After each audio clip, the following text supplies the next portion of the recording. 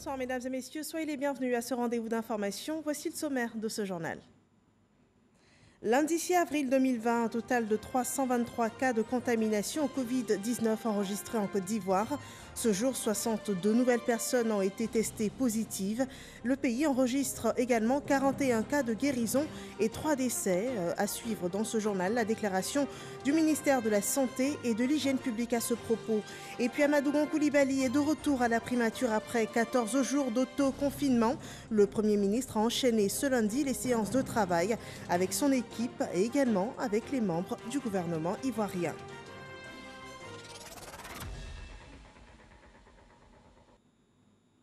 À suivre aussi dans ce journal, le plan d'action gouvernemental de 1700 milliards de francs CFA qui prévoit pas moins de 20 mesures à l'endroit des opérateurs économiques. Nous ouvrons ce point d'information, une nouvelle semaine d'information autour du Covid-19. Évolution de la situation, acte de sensibilisation. Vous suivrez dans ce journal le point complet des actions engagées dans la lutte contre la pandémie. C'est au cours de cette édition.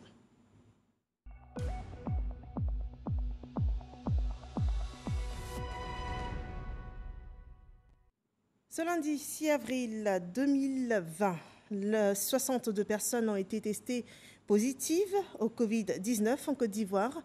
Le total des cas enregistrés dans le pays est ainsi porté à 323, dont 41 personnes guéries et bien malheureusement 3 décès.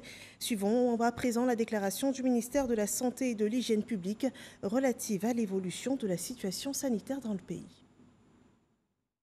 Le ministère de la Santé et de l'Hygiène publique a enregistré ce lundi 6 avril 2020 62 nouveaux cas d'infection à Covid-19 sur 138 échantillons prélevés, portant ainsi à 323 le nombre total de cas confirmés et 4 nouveaux guéris, ce qui fait au total 41 personnes guéries.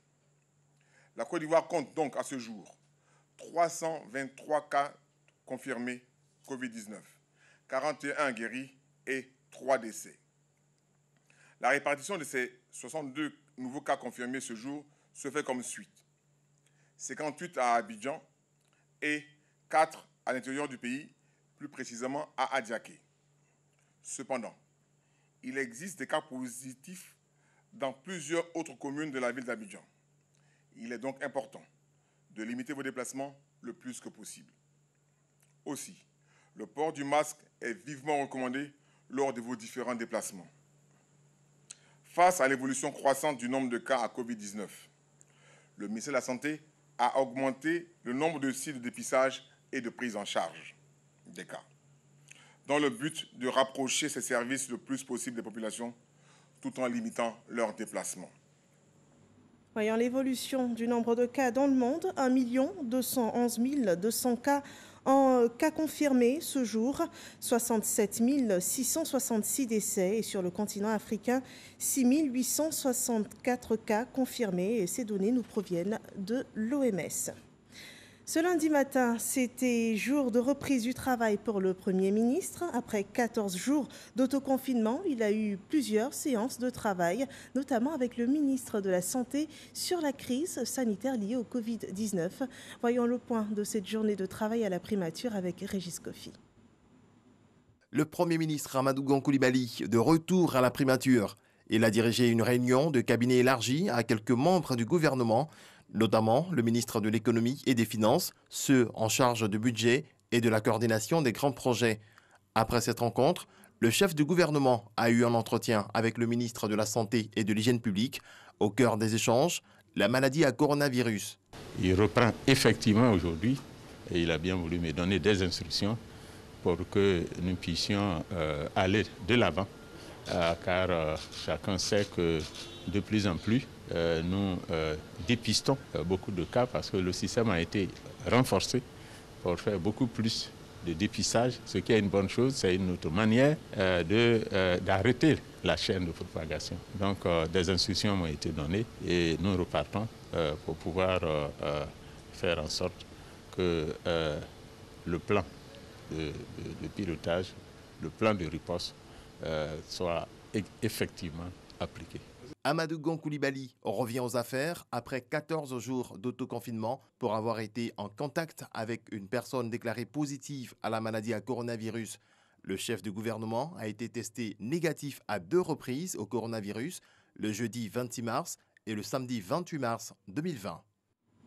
À présent, ce communiqué du ministère d'État, ministère de la Défense, ce lundi 6 avril 2020, le ministre d'État, ministre de la Défense, Ahmed Bakayoko, a été déclaré positif au test du Covid-19 suite à un prélèvement effectué hier dimanche. Bien que ne présentant aucun signe de la maladie, le ministre d'État s'est soumis à un confinement prescrit par le médecin. C'est un communiqué signé à Abidjan ce 6 avril 2020 du directeur de cabinet civil et militaire, Malan Jean-Paul.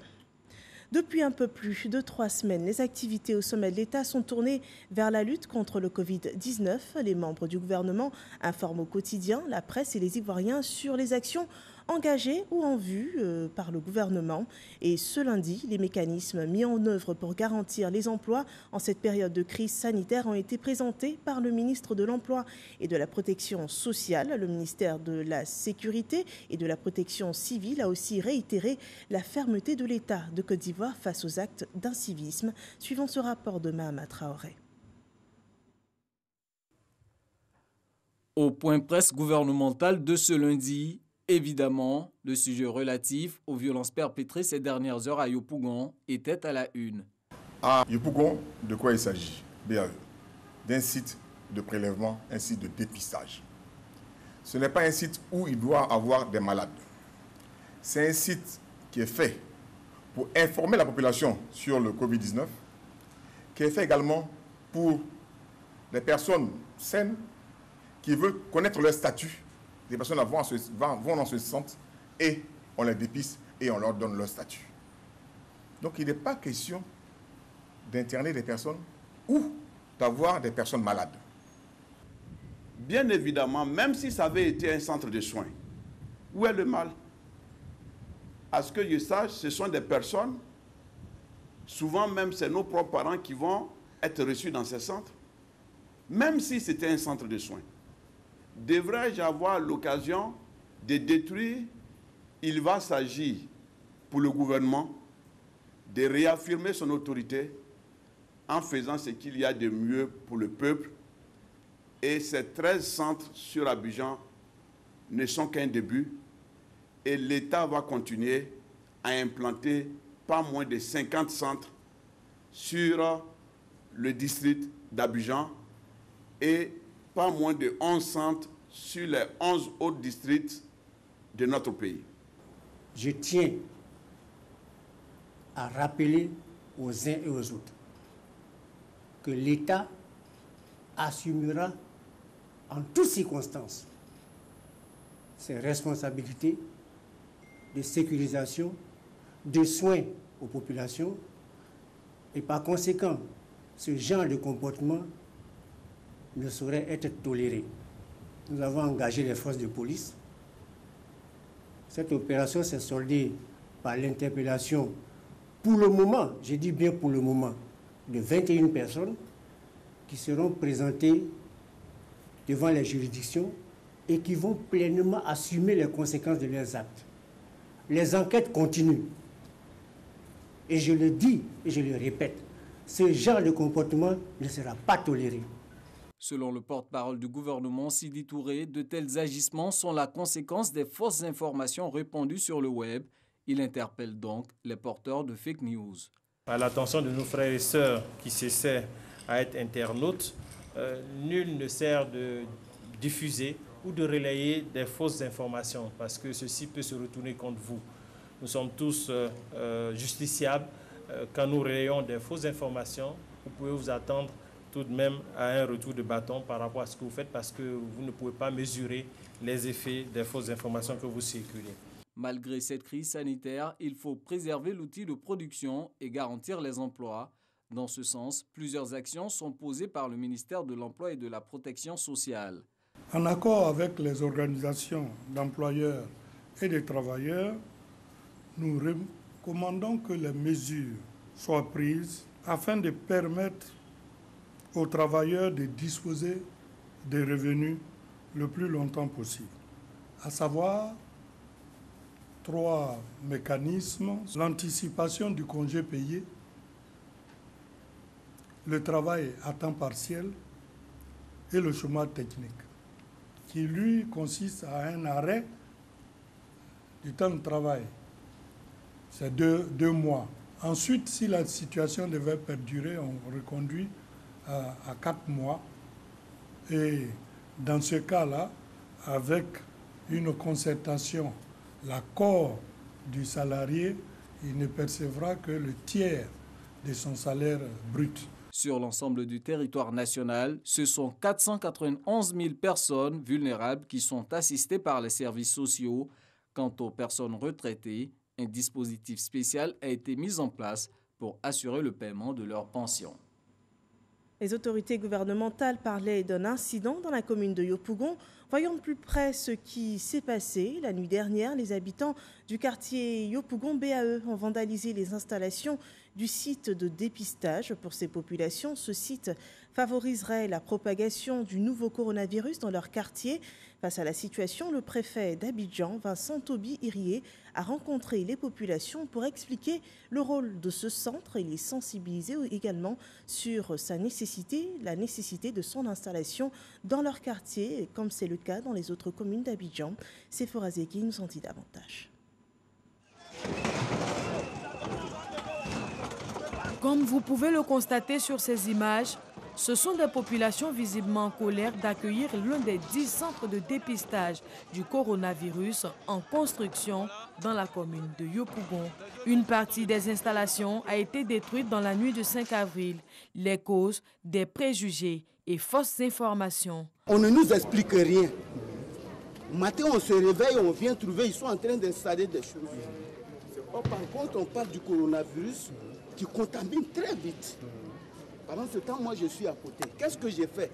On nous a dit, les personnes qui sont atteintes du Covid-19, on va nous amener au stade de la BAE. Et ce n'est pas normal, puisqu'il y a des familles ici, il y a des enfants ici.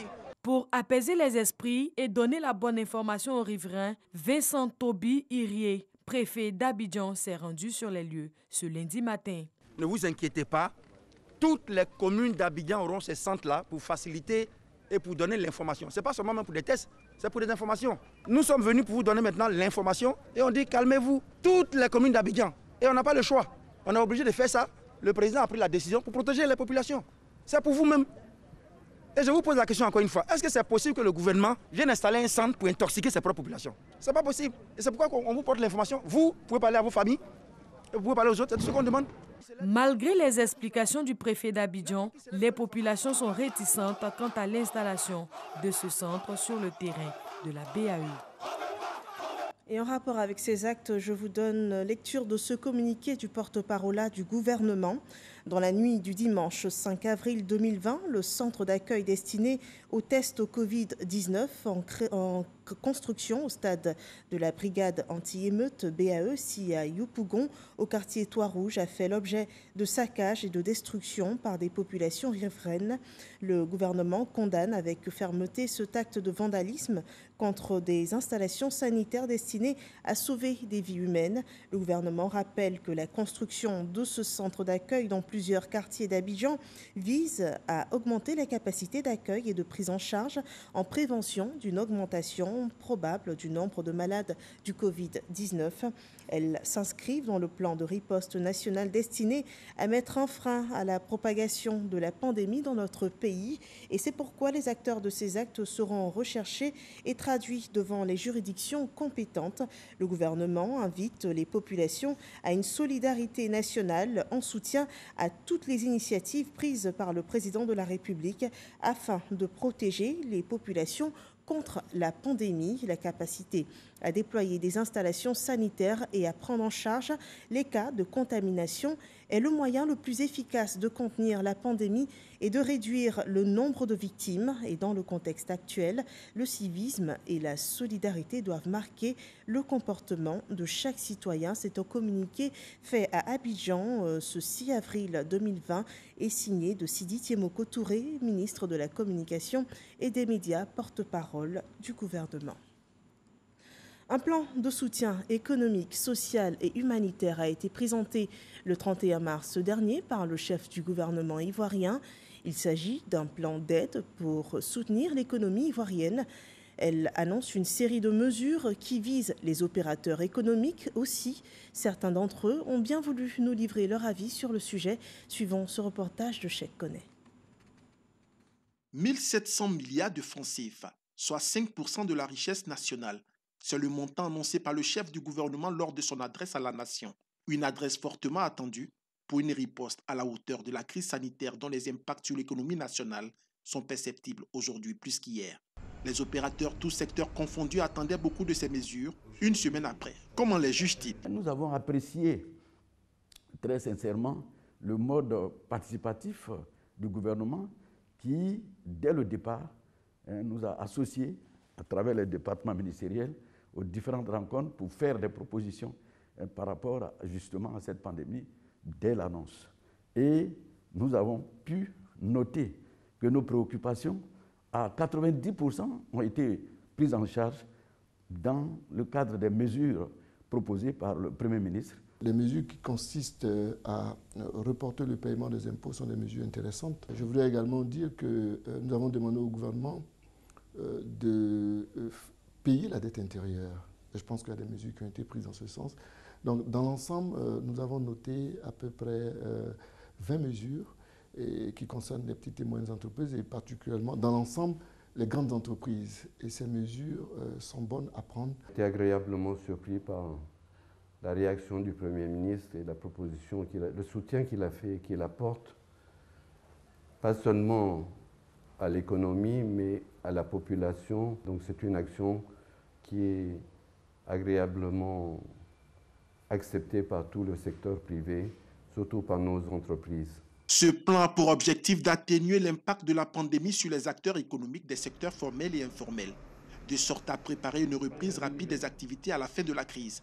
Seulement voilà, ces opérateurs élèvent des préoccupations et des attentes dans la mise en œuvre de cet ambitieux programme. Ce qu'il faut faire, il faut aller un peu plus loin dans les mesures. Je vais prendre l'exemple d'une mesure qui dit que la dette intérieure sera payée dans un délai très court. Cette dette intérieure qui sera payée à des grandes entreprises, il faudrait aussi dans leur relation avec les petites entreprises et les moyennes entreprises que le délai de paiement de ces entreprises-là aussi soit raccourci. Si les grandes entreprises, il y a une célérité au niveau de leur paiement et que ça ne se reflète pas sur le paiement des factures des petites et moyennes entreprises, on aura brisé la chaîne et les mesures n'auront pas d'impact. Lorsqu'on reporte le paiement de certains impôts à une date ultérieure, il faudrait qu'on ait un chiffre d'affaires en face. Voilà, s'il n'y a pas de chiffre d'affaires, il est entendu qu'on ne pourra pas payer ces dettes-là.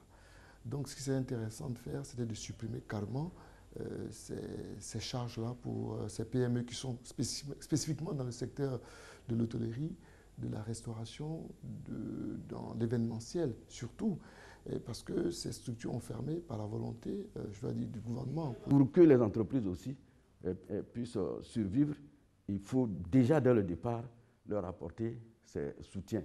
Des milliards ont été annoncés. Moi, je pense que certaines dispositions peuvent être prises pour que dans l'immédiat, on puisse accompagner. Il y a les PME, il y a le secteur informel. Au regard de la forte chute de l'activité économique, la croissance économique de la Côte d'Ivoire, estimée à 7,2% pour l'année 2020, serait réduite de moitié et s'établirait à 3,6% dans l'hypothèse selon laquelle la crise sanitaire de la maladie à coronavirus venait à être jugulée dans 2 mois, soit fin juin 2020. Et dans cette crise sanitaire, les actes de solidarité se multiplient. À Bingerville, l'hôpital psychiatrique, l'orphelinat, les villages Gbagba et Marchou ont reçu des kits alimentaires et d'hygiène. C'est un don de l'épouse du Premier ministre, Aïssatou Gon Coulibaly. Revenons sur cette action sociale avec Didier Nguessan. Combattre la maladie à coronavirus sur tous les fronts. Aïssatou Gon Coulibaly, l'épouse du Premier ministre, est engagée sur le terrain. Elle entame une série de dons aux populations sur 26 sites au total.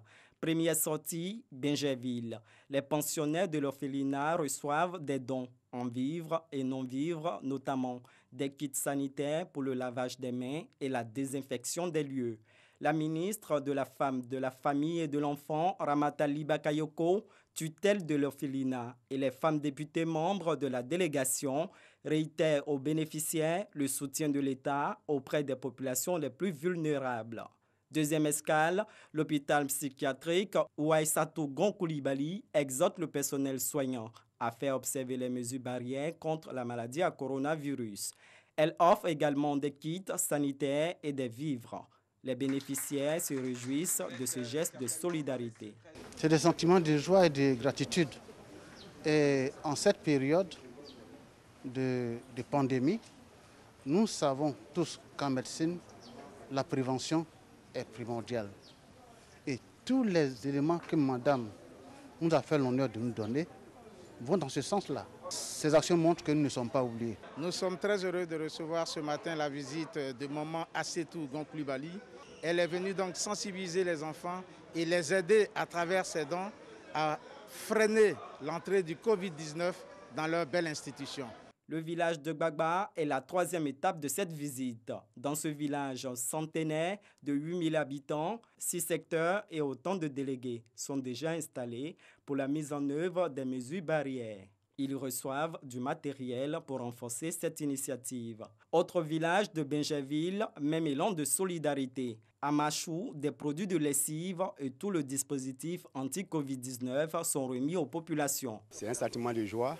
Cette visite nous permet encore de prendre au sérieux, n'est-ce pas, cette pandémie qui est là. Et toutes les consignes qu'ils ont données, nous allons mettre en pratique cela pour que vraiment cette maladie, ce virus soit éradiqué de notre pays et de notre village. Pour la donatrice, ces dons visent à impliquer davantage toutes les couches sociales dans la prévention sanitaire. Le message que je veux faire passer aux bénéficiaires de tous ces dons, pas ici seulement, partout où nous sommes passés, porter le masque, se laver les mains et la distance entre les gens de 1 mètre, de respecter ça. Au total, 26 sites seront visités par Aïssatou Gon-Coulibaly. Voilà une action sociale pour aider les populations à lutter contre le Covid-19. Direction à présent à Bingourou. Les vivres et non-vivres d'une valeur de 35 millions de francs CFA ont été offerts aux populations de la région de Landénie-Duablin. Une contribution du Premier ministre Amadou Gon-Coulibaly dans cette crise sanitaire mondiale. Herman Yamia. 35 millions de francs CFA en vivres et non-vivres pour la population de la région de Landénie-Duablin.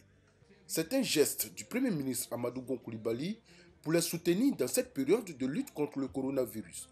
C'est donc composé entre autres de 30 tonnes de riz, de 3000 seaux, de 1000 paires de gants, de 2500 cache-nez, de 180 cartons de gel hydroalcoolique ainsi que de bien d'autres produits d'entretien ont été remis aux populations par le préfet des régions de Landénie-Duablin représentant le Premier ministre. L'honneur me revient au nom de M. le Premier ministre de vous annoncer les dons qu'il a bien voulu faire à la population d'Abengourou, ses parents. Et il tient à ce que vous puissiez voir à travers ces dons-là son soutien pour ensemble que nous puissions lutter contre la propagation de ce virus extrêmement mortel qu'est le coronavirus. Recevant ces dons, le représentant du ministre Pascal Abinan Kwaku, parrain de cette cérémonie, a exprimé la gratitude de la population au Premier ministre Amadou Gon-Coulibaly.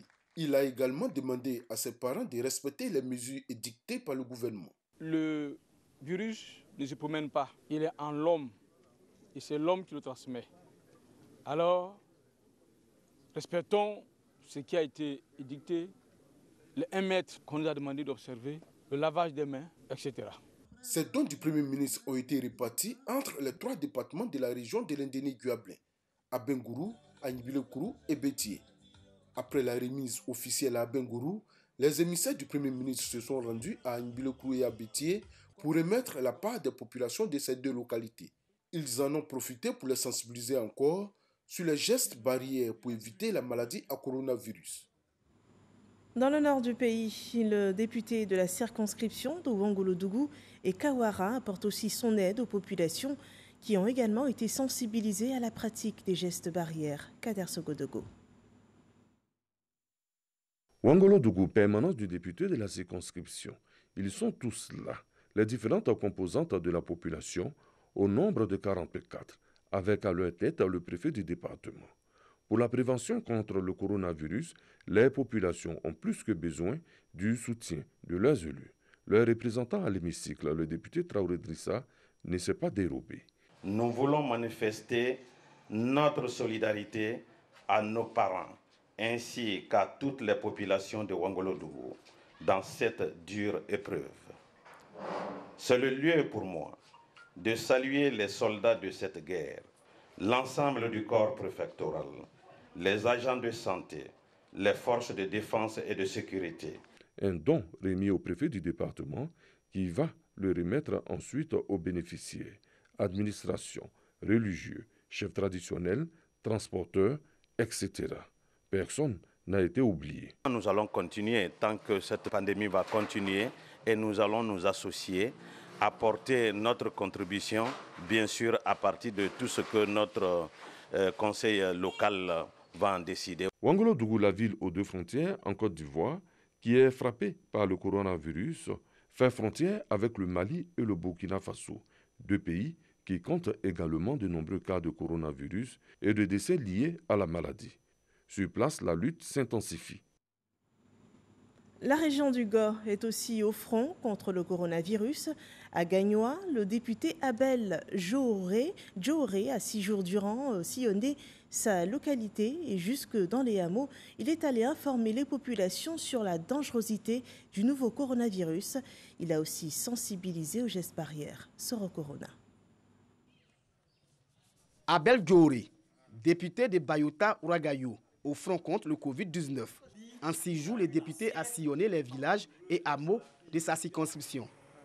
Un seul message au cours de cette tournée: informer les populations sur l'existence de la maladie mortelle et les sensibiliser sur les mesures à prendre pour l'éviter. Nous avons trouvé une population réceptive de ce que nous passons comme message et qui est prête donc à relayer les informations dans leurs différentes bases. Abel Djouré a mis en mission les chefs des tribus et de villages. Une mission qui se résume à la sensibilisation sur les mesures barrières de lutte contre le coronavirus. Tous les jours que Dieu fait, comme on ne peut pas organiser des réunions publiques, on part de maison en maison pour dire aux gens, faites attention, ne saluez pas ceci, allez-y doucement, voilà. Dans les villages sillonnés, les populations ont compris la nécessité de respecter les recommandations du Conseil national de sécurité et du président de la République, Alassane Ouattara. Au village, mais sincèrement, on ne croit pas. On se dit que ce sont les trucs inventés par les hommes politiciens. Donc on y met aujourd'hui. Je viens de comprendre que c'est la vérité. Donc je vais aller sensibiliser ma population. Cette tournée de sensibilisation sur le Covid-19 a été accompagnée par une distribution de kits sanitaires, dont du président de la République et du Premier ministre aux populations de Gagnoa. Voilà, le coronavirus est bien réel. Les sapeurs-pompiers sont engagés dans cette lutte contre le coronavirus Covid-19. Avec le couvre-feu, les hommes dits du feu jouent un rôle salvateur auprès des populations. À Abidjan, toutes les nuits, ils arpentent les sentiers de la ville pour apporter assistance aux personnes en situation de détresse. Découvrez ou redécouvrez ce qu'est la nuit des sapeurs-pompiers, une aventure livrée par Mamadou Kouassi. 21h12. La sirène du groupement des sapeurs-pompiers de l'Indénie retentit. La première intervention de cette nuit. Le capitaine met ses éléments en route. Destination Adjamé, quartier Dar es Salaam. Mission: évacuer une dame en travail vers un centre hospitalier. Juste quelques minutes et nous voilà sur le lieu. La jeune dame qui se tord de douleur sera vite prise en charge. Conduite dans la commune du Plateau, elle sera aussitôt accueillie par les sages-femmes en service au grand bonheur de la famille. Elle a suivi ici depuis le début de sa grossesse. Donc j'ai préféré qu'elle vienne, comme ils la connaissent mieux, qu'elle vienne accoucher ici. 5 minutes plus tard, un appel pour une personne prise de malaise à la Cité des Arts dans la commune de Cocody. Une fois dans le quartier, difficile de retrouver la famille. Il faut donc passer des coups de fil. Ah, mais vous voyez notre lumière, les gyrophares, non? Ok, donc on peut rester là ou bien on va en arrêt. Les parents se présentent enfin avec un bébé de 3 mois en souffrance. Cap est mis sur une clinique dans la commune de Cocody. La famille déposée à la clinique. Les pompiers promettent de revenir les rechercher pour les conduire à la maison, une fois la consultation terminée. Direction pour nous, Yopougon. À leur base, les hommes du colonel Sako se préparent pour intervenir. Une personne prise de malaise a besoin d'assistance. Une fois sur le lieu, une autre difficulté, absence de GPS. Les soldats du feu ont du mal à se retrouver. Nous l'avons eu au téléphone, il dit qu'il nous attend au prochain carrefour, il nous a mieux indiqué, donc on va sur le lieu. Il faut faire donc demi-tour. Et nous retrouvons le chef de famille. Son épouse souffre de douleurs abdominales.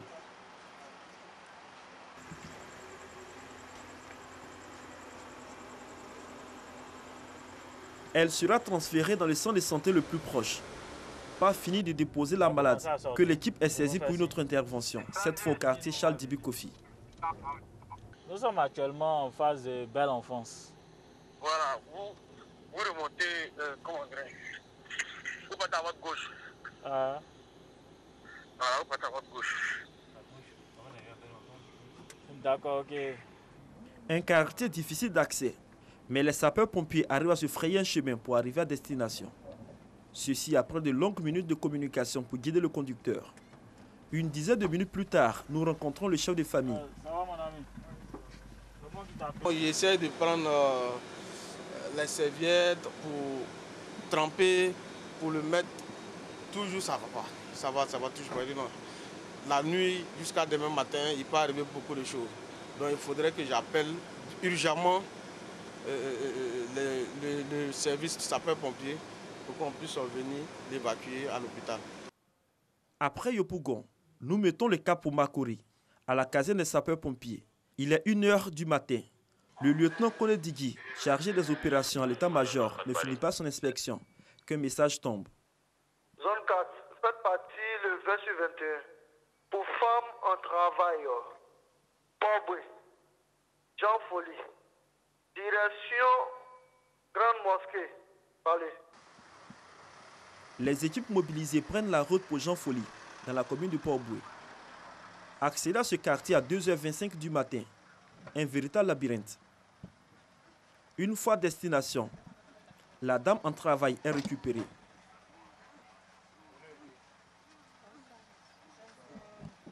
Mais un autre cas se présente. Le chef de famille sollicite l'aide des sapeurs-pompiers pour l'évacuation de sa femme, enceinte de jumeaux. J'ai ma femme qui est en travail. Voilà, donc on cherche le véhicule. Heureusement qu'il y a les sapeurs-pompiers qui sont là. C'est pas si pour nous aider parce qu'ils sont venus déjà pour une évacuation. Il faut alors trouver une alternative pour évacuer les deux femmes enceintes dans la même ambulance. Une solution sera vite trouvée. Elles sont toutes deux conduites à l'hôpital général de Port-Boué. L'équipe n'aura même pas le temps de les descendre que le premier bébé apparaît. Ensuite, le deuxième. La première, elle est couchée donc. Ensuite, le deuxième bébé. Elle a eu des jumelets, une fille et un garçon. Bon, depuis 21h, nous sommes à 8 accouchements. 8 accouchements. Et les parents viennent accompagnés des sapeurs-pompiers. La mission n'est pas encore terminée pour cette équipe d'appui. Il faut accompagner le père des jumeaux dans une pharmacie pour se procurer les médicaments prescrits par les sages-femmes. Ayant rempli cette tâche, l'équipe retourne à la base à Makori avec le sentiment d'avoir servi la population. L'ambulance sera nettoyée et désinfectée en attendant d'une prochaine mission qui pourrait survenir dans les minutes qui suivent. Un tour au centre des appels. Les messages d'intervention continuent d'affluer à travers le 180. Preuve que les 24 heures chez les sapeurs-pompiers ne sont pas du tout au repos en cette période de couvre-feu. En cette nuit, ce sont 115 interventions réalisées, dont 35 pour les femmes en travail et 31 pour les personnes prises de malaise. Voilà les soldats du feu qui sauvent des vies. Un reportage au cœur des nuits des sapeurs-pompiers à revoir sur les plateformes digitales de la RTI. Tout autour d'Abidjan, les postes à péage ont été inspectés par le secrétaire chargé du service civique, Siaka Ouattara. Suivons le point de son constat dans cet élément de Lanciné Bakayoko. Nous sommes au corridor d'Azadji. Cette moto saisie par la gendarmerie nationale appartient à des individus qui tentaient de contourner le dispositif policier pour faire traverser des passagers de minicars. Illustration des velléités de violation de la mesure de confinement de la ville d'Abidjan, destinée à circonscrire la propagation du coronavirus. Certaines personnes contournent le barrage, passent à pied par la brousse et ressortent derrière. Dans ce combat contre l'incivisme, le secrétaire d'État au service civique, Siaka Ouattara, veut être en première ligne. En visite d'inspection sur les corridors d'Abidjan, il répète que les mesures draconiennes prises la semaine dernière par le gouvernement l'ont été pour atténuer les chiffres de contagion, mais la prise de conscience générale reste le meilleur médicament. L'État a pris des mesures. Il faudra qu'on respecte strictement ces mesures pour ne pas vraiment propager cette pandémie. Si la situation d'Azagui, point de départ de la route de l'Est, appelle à un renforcement de la discipline et du dispositif de surveillance, Atenguié sur l'autoroute du Nord fait preuve d'exemplarité. Ici, tous les camions observent scrupuleusement les règles d'hygiène, mais aussi le contrôle documentaire. Je veux lancer un message à tous les transporteurs pour qu'ils respectent les mesures prises par le gouvernement ivoirien. Ils ne savent pas les risques qu'ils courent en ne respectant pas ces mesures. Le secrétaire d'État Siaka Ouattara a également fait une descente inopinée dans cette pâtisserie populaire d'Abobo. Il encourage toutes les populations à être des murailles imprenables pour le Covid-19. Et dans cette situation de crise sanitaire mondiale, les commerçants du grand marché de la Kota ont vu leurs marchandises partir en fumée dans un incendie qui a ravagé leur marché. Les pertes sont estimées à plus de 50 millions de francs CFA. Informé du drame, le maire Sami Méry, le corps préfectoral et le directeur général de l'Office national de la protection civile se sont rendus sur les lieux pour présenter leur compassion aux commerçants et aux populations. Voyons les détails de cette affaire avec Mahama Traoré. Désolation, tristesse et colère des commerçants suite à l'incendie qui a emporté le grand marché de la Kota. Selon des témoins, l'incendie s'est produit samedi dernier entre 17h et 22h, n'épargnant presque rien. Actuellement, là où je suis là, si j'étais dit que je puisse sortir même un petit ventilateur dans mon magasin, je vous ai menti. Notre seul espoir, la Kota, c'est le marché. Il y en a qui ont perdu 50 millions, il y en a qui ont perdu 60 millions. Il y en a même, je ne peux même pas dire le chiffre, parce que nous avons des magasins qui étaient là, il y avait des supérettes. Tout ça, c'est parti en fumée.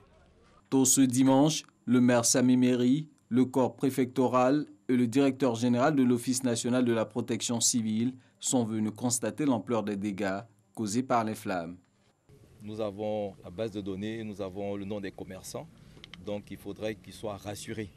Il ne faudrait pas qu'ils rentrent dans l'émotion, il faudrait qu'ils restent tranquilles, il faudrait qu'ils nous fassent confiance, faire confiance au président de la République lui-même qui suit de près et qui a promis effectivement nous porter assistance dans les plus brefs délais. Nous présentons en ce moment précis aux populations la compassion du ministre de la Sécurité, de la Protection civile et du gouvernement pour cet événement malheureux. Mais aussi, je voudrais demander aux populations de rester calmes. Afin de soulager les victimes, le premier magistrat de la commune a fait don d'environ 2 millions de francs CFA. Il a aussi promis que le gouvernement ne restera pas insensible à cette situation. Pour mémoire, c'est la première fois que le marché de la Kota, vieux de 60 ans, part en fumée. Et les images du drame mettent fin à ce journal. Rendez-vous demain avec, je l'espère, de meilleures nouvelles d'ici et du monde. Respectons tous les gestes barrières pour lutter efficacement contre le Covid-19. Bonne soirée à vous.